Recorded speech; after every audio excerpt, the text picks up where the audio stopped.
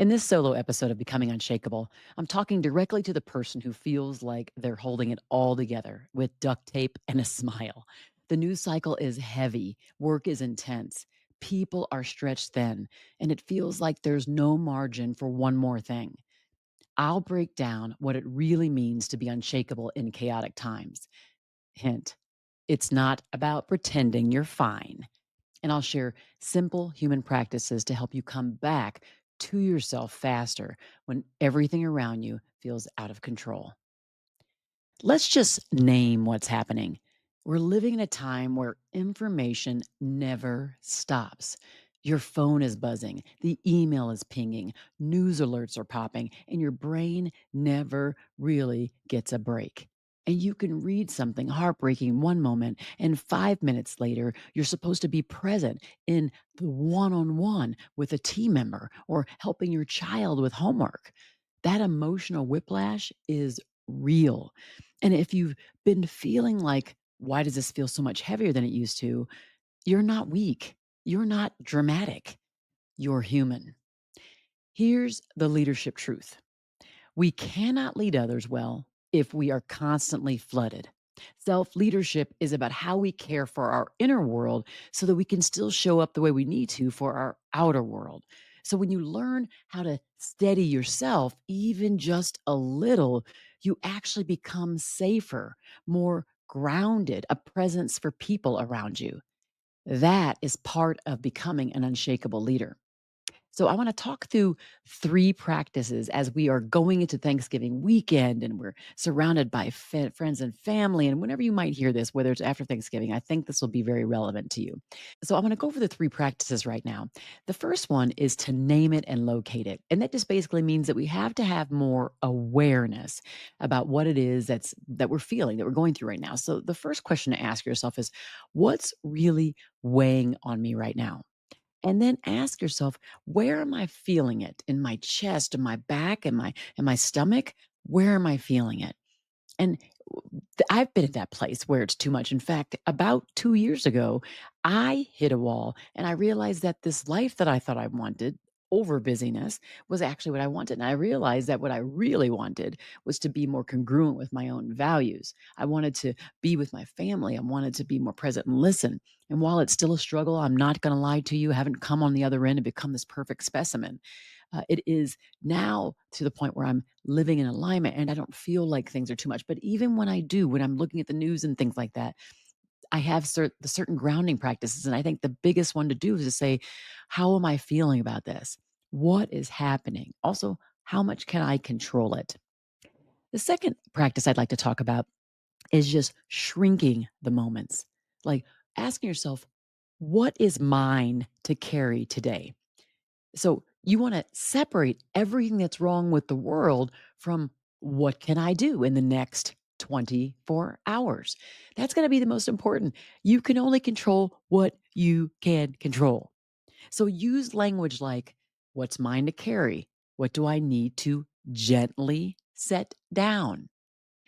Here are some choices. Ask yourself, what's one conversation? What's one boundary? What's one small act of care I can go do today? I found that when we shrink the moment and control the thing we can control in the moment, it makes us feel less overwhelmed with everything else that's going around us. For me, it grounds me in the thing I can control. It creates more of a center instead of the wobbliness that happens when we look at the world and expect that we need to change and improve everything that's in front of us. So that's a really big one that I use to really ground myself. And the third practice is this idea of creating tiny anchors, like practical resets, things that you know will just kickstart you back on your journey and out into that wobbly, unsteady state. It will make you more unshakable. It will center you, make you more calm in the process. So, some examples could be taking a short walk, listening to a song, having some kind of breathing pattern, writing down three true things, and especially if those three true things are things that you can control in your own sphere, or three true things that you know open up your heart, make you feel like life is worth living. because I understand the reality of some of the hopelessness and the helplessness that is right now in our world. And I'm hoping as we go into Thanksgiving that we can see things a little bit differently. And so this anchor could be that for you. For example, when you're sitting down at the table with that family who sometimes might drive you nuts, or when political conversations pop up and you're like, I don't want to go there. What is that anchor for you? So I want you to do this. I want you to build yourself a personal anchor list. And I want that to be something that you reach out to, that you reach to when you're feeling spun out. And believe me, I know because I'm human just like you. And it always it's going to hit and it's going to affect every single one of us. None of us is above being human in the moment. And I think we need to own it. When we think about this idea of unshakable leadership, the anchor will keep you from reacting out of panic. I want to make sure that you're reacting from a place of rationality. You're reacting from a place of being grounded. I've noticed, here's one thing I've learned. It's a big one, and it is this. I've learned to pause a lot more. I would say in the last couple years I've gotten better at that, but I didn't used to do that. I'd always wanted to move so fast in everything I do, and I still move fast. I'm not going to lie to you. But there's a level of slowing down I did because I realized my effectiveness, I was shrinking my effectiveness, which is not something I want you to focus on shrinking, right? I want you to focus on shrinking the things that you can't control and making your space tiny for the things that you can and showing up in the best way inside that tiny space that you have.